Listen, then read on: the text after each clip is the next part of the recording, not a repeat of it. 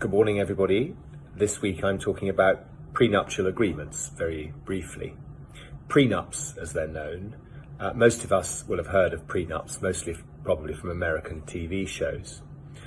But what are they? Well, a prenuptial agreement is an attempt by two people who are contemplating marriage to work out what should happen to their financial resources in the unwanted event of their separation some years later. They're increasingly common in this country, but even more so in continental Europe and also in parts of the USA.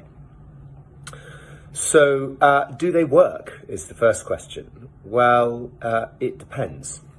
It depends on whether they've been fairly drawn up in the first place, and there are certain procedural safeguards that you have to make sure have been followed. And of course, it also depends on whether the agreement itself is fair.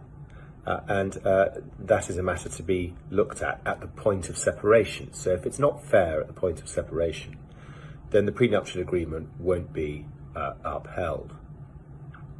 So that's the sort of basic outline in relation to prenuptial agreements.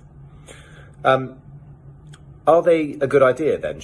Is this something that we ought to be considering? Well, again, it really depends on your circumstances.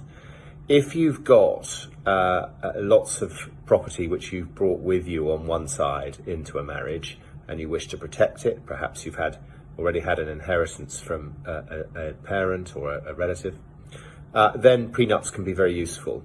Likewise, if you anticipate receiving an inheritance in the future. But as I say, it all depends on your personal circumstances. And of course, prenups have limits in any event. They can't be allowed to prejudice the needs of any children that you have during the course of your marriage together. So bear that in mind. Thank you very much for listening.